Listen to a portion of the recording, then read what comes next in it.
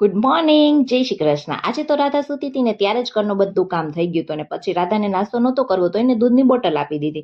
અને પછી બહુ ભૂખ લાગી હતી ને તો થોડોક ચેવડો ખાઈ લીધો। અને આજે શાકભાજી કંઈ જ નહોતી તો હું વિચારતી હતી પહેલા કે ડુંગળીના ભજીયા બનાવી નાખું, પછી મને થોડીક આળસ થઈ ગઈ એટલે મેં કીધું હાલો ડુંગળીનું શાક બનાવીને જ જમી લઉં।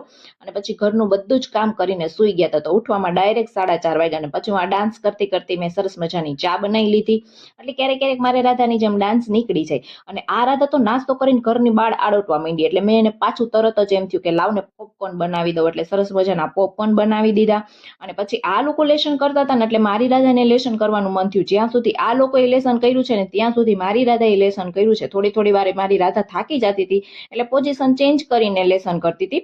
અને સાંજ પડતા જ મેં ફૂલીને દડા જેવા સરસ મજાના રોટલા અને મસ્ત મજાની કઢી બનાવી નાખીને, કઢીને રોટલા હોય ને એટલે ભાઈ આપણે તો હાથથી ખાવાની જ મજા આવે, નકર મને કઢી રોટલાનો સ્વાદ આવે જ નહીં। પછી પ્રાપ્તિ રડતી હતી ને તો ચિરાગ એને મનાવવા માટે આઈસ્ક્રીમ લઈ આવ્યા, એટલે રાધા માટે મારા માટે લઈ આવ્યા હતા, પણ મારા ભાગમાં તો એક બાઈટ નો આવ્યું, કારણ કે એ બધું આઈસ્ક્રીમ રાધા જ ખાઈ ગઈ છે। તો તમને આ વિડીયો ગમ્યો હોય તો લાઈક, શેર એન્ડ કમેન્ટ કરવાનું ભૂલતા નહીં। મળીએ આવતીકાલે એક નવા બ્લોગ સાથે। જય બજરંગબલી, બાય।